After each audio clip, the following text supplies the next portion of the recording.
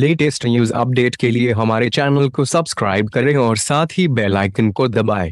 Depression या अवसाद हमेशा मानसिक स्वास्थ्य के लिए एक चिंता का विषय रहा है। भले ही आप जिस समाज की रेखा के काम में आए हों, उसके बावजूद हालांकि देर से ही सही, लोग कलंक और बर्खास्तगी के रवैये को खत्म करने और अपनी कठोर वास्तविकताओं और डिप्रेशन या अवसाद हमेशा मानसिक स्वास्थ्य के लिए एक चिंता का विषय रहा है। भले ही आप जिस समाज की रेखा के काम में आए हों, उसके बावजूद हालांकि देर से ही सही, लोग कलंक और बर्खास्तगी के रवैये को खत्म करने और अपनी कठोर वास्तविकताओं और संभावित अस्वीकृति का सामना करने के लिए तैयार हैं, अगर अनियंत्रित छोड़ दिया जाए।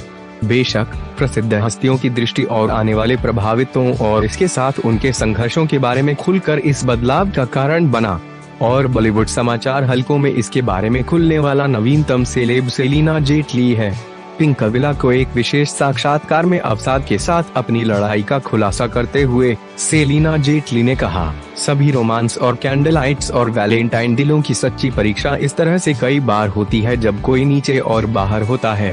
मेरे पति दुनिया के प्रमुख संगठनों में से एक के मुख्य वाणिज्यिक अधिकारी थे। जब अवसाद ने मुझे मारा, मैं पूरी तरह से असहाय हो गया था।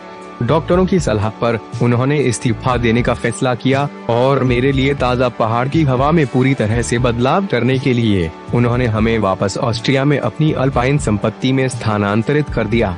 अपने पति द्वारा किए गए अनकहे बलिदानों को समझ नहीं पाने के बाद सेलिना ने कहा, मुझे ईमानदारी से उस बलिदान का एहसास नहीं था जो वे मेरे लिए किया था, क्योंकि मैं उस समय बहुत कम थी।